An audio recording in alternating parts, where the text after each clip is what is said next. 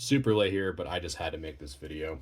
So we just got a direct message through our website on a collection that's about an hour away from us that someone was willing to sell. So we had them send us a few pictures through our form submission, and my God, there is a ton of stuff in here.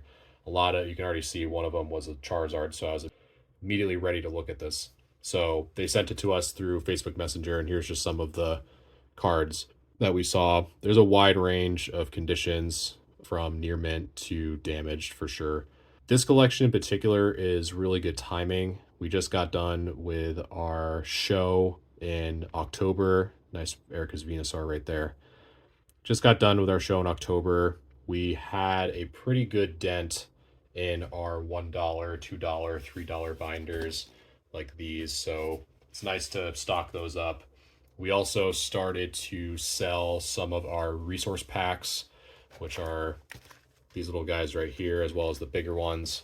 And so one of the things that I have to keep in mind is I have to essentially keep 3 inventory slots active. One for selling singles, I'll probably sell the Charizard as a single.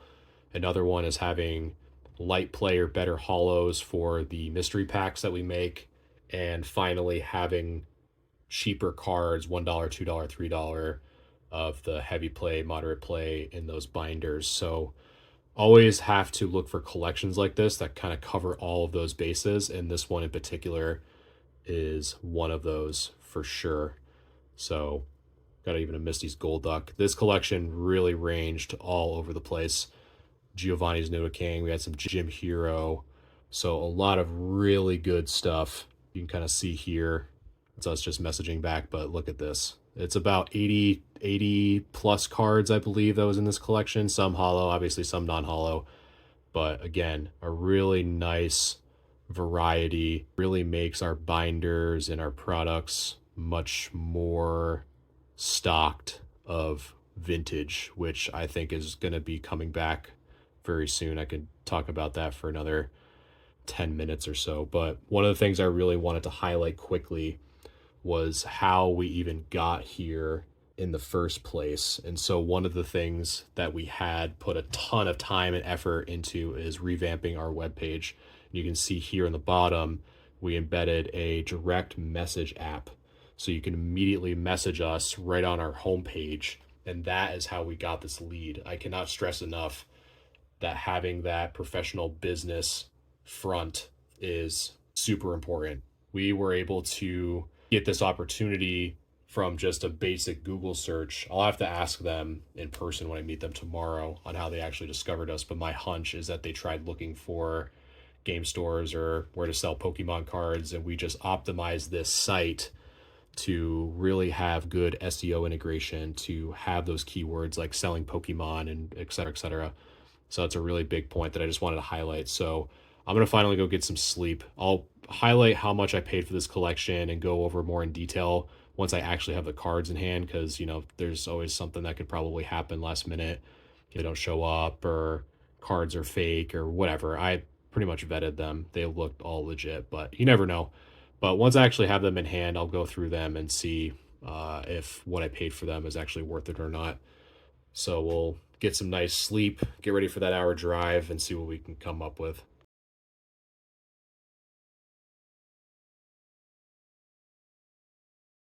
And we're back with the collection. So I just separated this pile. This is the non-hollow rares. This is the hollow rares, which I'll get to in a second.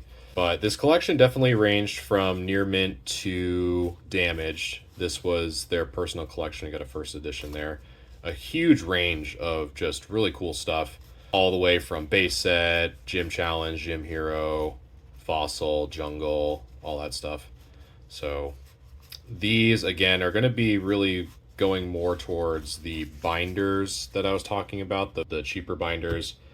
And some of them are good to sell as singles, but again, this was a really good collection to refill a lot of those. So you can kind of see, I need to do a lot of cleaning on some of these. It has a lot of splattering.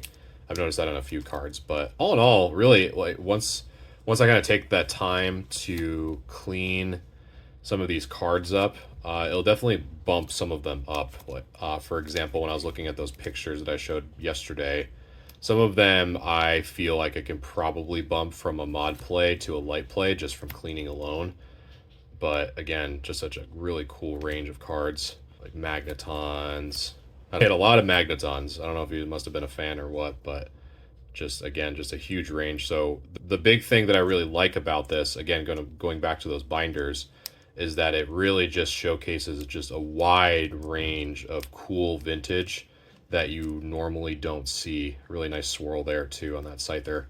And it almost led to believe that he may have played at one time, but I'm not too sure. And we're starting to get to like the higher stuff, so like the Dark Blastoise. But all in all, a really good pickup. And once I go through this, I'll tell you what I paid for it.